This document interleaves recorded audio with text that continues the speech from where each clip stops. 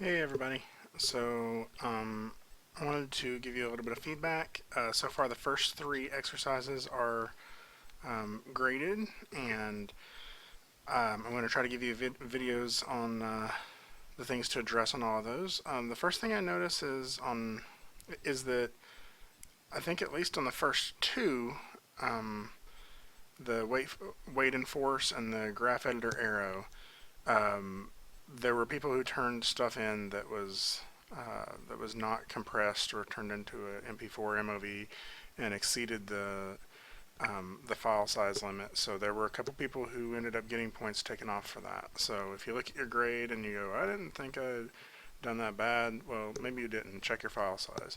You may have actually been 10 points higher than that. So I hate to do that, but my folders just get too big and critique days get really slow because we can't watch them. So it's just a habit you all need to get into. So what I'd like to do is go through and instead of look at everybody's, there were some consistent issues that I noticed on several people's animations, and I figured we could take some time and just look at a few of them. Now, I don't want you to feel like I'm picking on yours when I use yours as an example. It just there were several people who had it, and this is the ones that I use are the ones that I can kind of easily show examples of how to fix that. So this isn't just a critique for two people. This is a critique for everybody using two people's files as examples. So Stephanie had actually had yours as an example, and this is something that I saw on a lot of people's is that you would people would uh, go in and mess with the tangents, but not always the right ones. So let's look at your translate y, and you've broken the tangents on how it comes in here, and so that this is the small ball. Like it lands pretty sharp on the hit, but then it comes back up a little slow, and because this is not broken as well, or it's broken but it's not changed angles, so something more like that. Because it wasn't, the ball felt like it was moving in an arc. So let's go back so you can kind of see that. If I got to animate, create editable motion trail. See, it kind of feels like it's arcing up a little bit, and you can see it here as well, it's arcing up. That's because of these two tangents, and so if we just adjust those a little, I'll break that one as well. Get this just a little sharper. So you're going to get a little bit of a better result out of this. So let's try that. And we're just looking at the smaller ball. So I think that first fall is a little slow, but you get the idea on the bounce there. I'd also see this on some people's, whereas it has, let's see, from frame 50 to frame 55, it bounces up in the air, but then to get back down to the ground, it's from 55 to 65. And so that's almost twice as long as it took it to get up in the air. And so that makes it feel like it slows down again. So that's really just shifting some keys to make that work. And then on the bigger ball, it needed some breaking of the tangents as well to really sell that. So the way that I usually go about this, pretty much with all my animations, is I do my first pass thinking about timing, and I'm not messing with the curves at all in timing. I'm just shifting the keyframes to where they need to be. And so when I'm thinking about timing, I'm just select the ball, you get on here, hold shift, middle mouse click to select those keyframes, and I'm just shifting them to make it happen earlier or later, right? And so like the first pass on that maybe would be to adjust this ball to be to fall a little faster at first, right? So from here to here, that feels a little slow. It's 10 frames to get there. I'll probably grab that, scrunch that in a little bit, all right? And then the bounces feel a little slow, especially this last one here feels a little slow. The first one feels alright, but maybe a touch too slow. So I'm just going to grab all that and just going to scrunch it in a little. And then I'm going to right click and hit snap to make sure it snaps to a whole keyframe. So let's see how that feels. So that's a little better. I think that I would probably adjust after that. After you've done that, then I would go in and adjust my tangents to make more sense. So that this may look a little bit more like this. Again, I'd have to go back through and look at the curve. So that's kind of coming up off the ground right there. I need it to be like that. Alright, so let's try that. That's what that does. So that hits. My personal opinion is I think it's probably bouncing a little high. And I also think that that second bounce is maybe still a little long.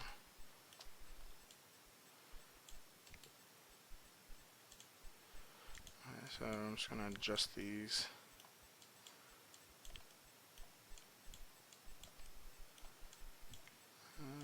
Maybe scooch that one in one more frame.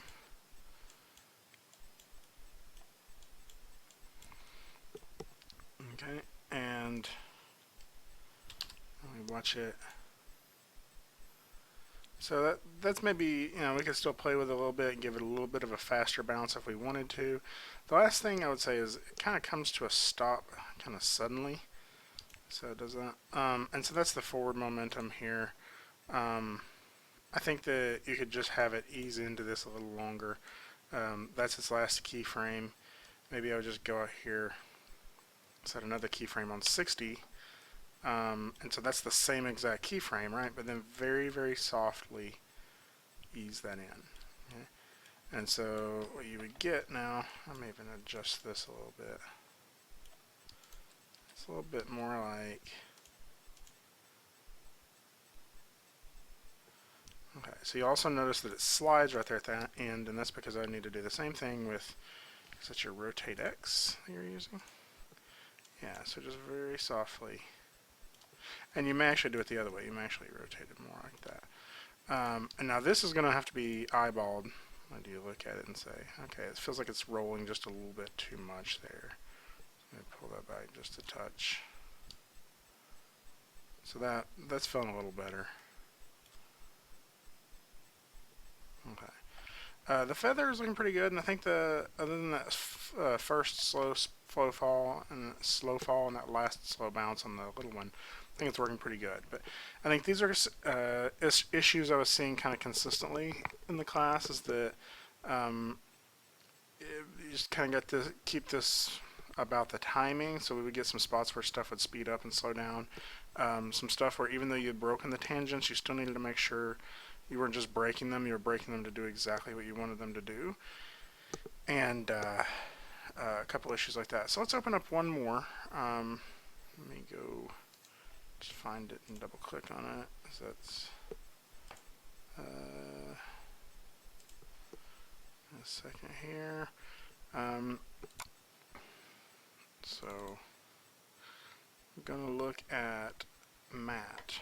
I'm going to look at your animation. Not so. Let's.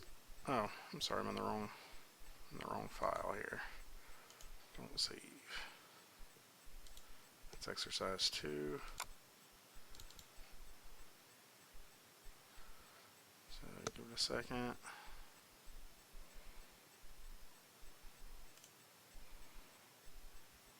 Okay. So let me watch yours, Matt. Let's see what happens. Okay. So the thing about it on yours is, and this is one that I saw on several people's as well, is that there's just some spots that feel a little twitchy. So let's see, the ball just sort of seems to stay perfectly on there, and then it almost jumps forward. Alright, so if we're talking in terms of, let's see if I can do a ghosting on this. Ghosting never really seems to work for me, but I kind of did that time. So if we look at how this goes forward, we'll see that it eases in, and then it kind of, starting around frame 8 or 9, it sort of jumps forward, right? And so that usually indicates an external force is hitting it. So it feels like something knocked it off or it jumped off, right? And I think to make that happen more smoothly, you need to, like the frames before it need to lead up to that. Okay, so instead of very small spacing like we have here and then a big jump, the spacing just needs to increasingly get bigger. Now your fall down feels good, but then there's a little bit of it bounces up in the air, that feels good, and then it feels like it just shoots down to the ground right there. I feel that. And so I'm looking at the big ball, of course, so I think so animate and go stall. So let's look at what's going on inside the graph editor for that. That's not it. Although it looks like you have a motion path. Oh, that's on the feather. Never mind. Show. Actually, let's just delete that one so we can look at another motion path. Animate. Create editable motion path. Okay, so if we look here, I think the fact is that we have these like spikes at the top. It's hitting that top point and then rocketing back down.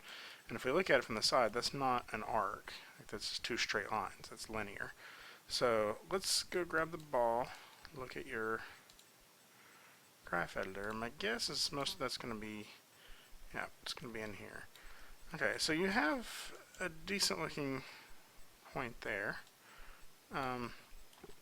But it's this one that's giving us the trouble. So let's set that back to auto, weld those two back together again, and then look at this and how we can adjust this. So you see what I'm doing is I'm just kind of adjusting these keys to get a nice curve. And so again, like we had in one of the previous ones, it's taking, let's see, from frame 15 to 18, so that's 3 to get up there, but it's only taking 2 to get back down. And so I think that's why it feels like it rockets back down. Okay, so I may actually just, let's try deleting that one and just moving this over one. Okay, because then we're gonna, it also did have that feeling like it was sticking to the ground there when we were doing this. Like it sticks to the ground for 2 frames there. So on 2 frames it's still on the ground. So that's why I'm just going to delete that one, move this one over one. I'm holding shift to do that. And then I'm going to break this tangent up as well. Okay. And so if we watch this now,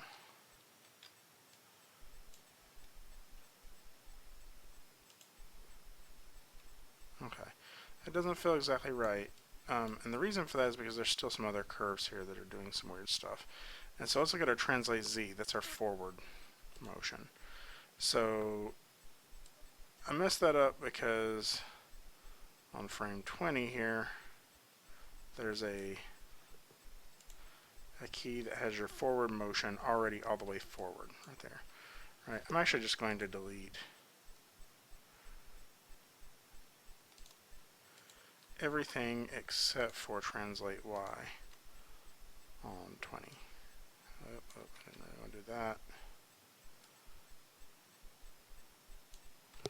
So just delete those. And you'll see that automatically gives us a little bit closer. So let's again look at your translate Z. And so what we don't have, right now I have it dipping down, right? I think we can adjust that a little bit. We also don't have this middle point being in the middle. So just shift that forward a little bit. Why is that doing that? Ah, there's not a keyframe on 15 for Z, so I'm just going to hit S. Sort of adjust that. Okay, so all these tangents are weird to me. I'm just going to set them all to auto, weld them back together. Yeah, and then break the ones I need to. So right now, it's moving forward, right? And then we need it to bounce forward. So there's a chance that this actually just needs to go more forward entirely, like everything. Just grab all of that and do something like that. Okay, so think of this curve as sort of describing your forward momentum, right? So there's something that from the point that it falls off of here, that's what launched it forward. It's rolling off of the surface is what sort of gave it forward momentum, right?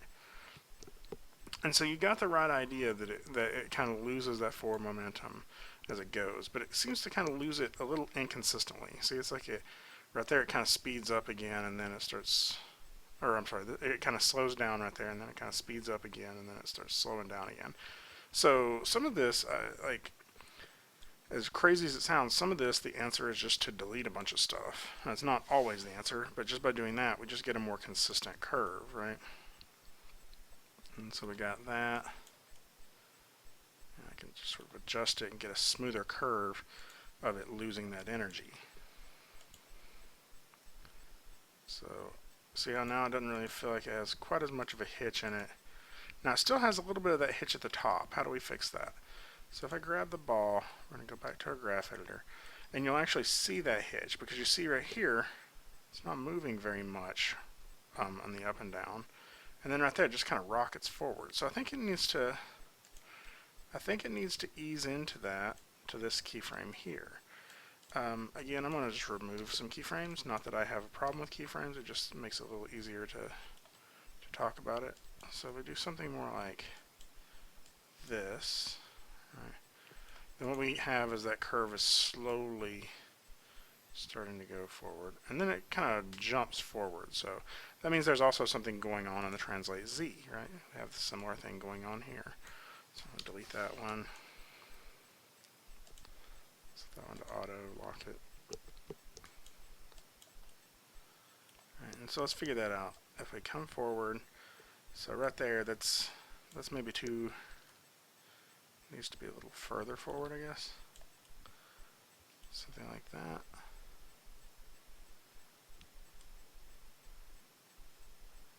So let's see how that feels. Okay, so having watched it now, I think the spacing's feeling pretty good. The timing could still use a touch of work in that I feel like that first fall is just a little bit slow.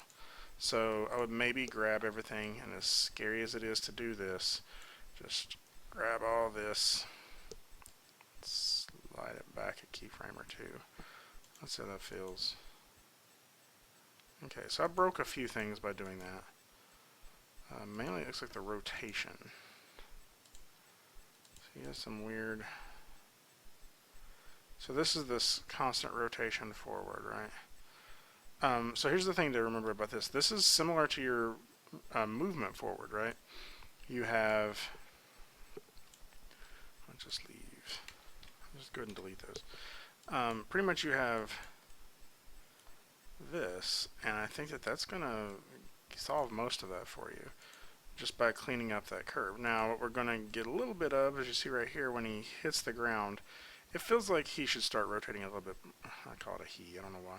It feels like it should start rotating a little bit faster right there. So I'll go ahead and set another keyframe, and maybe that feels...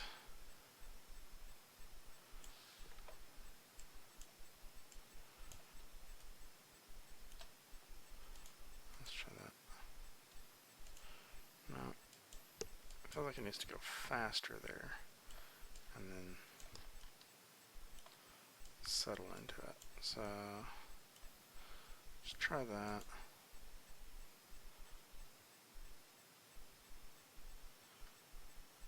So it seems to settle on this rotation over the frames 103. That's about when it settles to its stop. It doesn't seem like it seems like there's a little bit more rotation than there is forward motion. So I'll probably pull some of that back.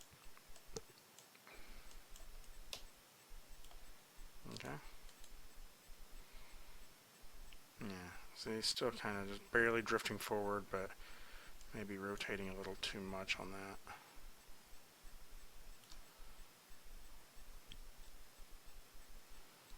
Yeah.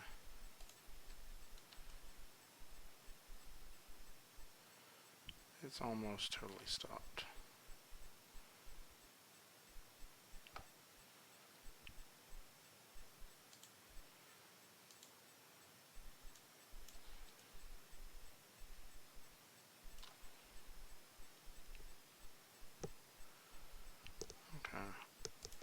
I feel like we need just a touch more rotation in that, and then we'll call it done.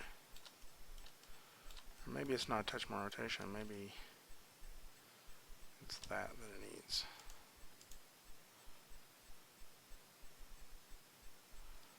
Yeah, that's feeling a little bit better. Maybe make this a touch sharper.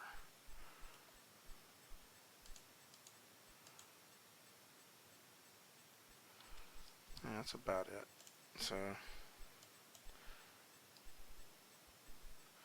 So I think just by doing a few of those little things, see, again, I know it feels like I just picked two people out and just gave them critiques. I do this because these are really across the board. These are the problems that most people were having. Most people's feathers look pretty good, and their little ball, like you got some of the same problems in here, Matt, as you had with the big ball. It kind of gets hitchy in some spots. See, I kind of like it kind of feels like it's smacking a ceiling as it hits. Um, but this was problems that I saw with a lot of people's animations. So my guess is this was before we had really done much with the graph editor. So I'm going to spend the next video talking about some of the things in the graph editor that could have been improved in the arrow animations. So I'm going to go ahead and stop this recording, and you'll catch exercise 2 in the next recording. Thanks.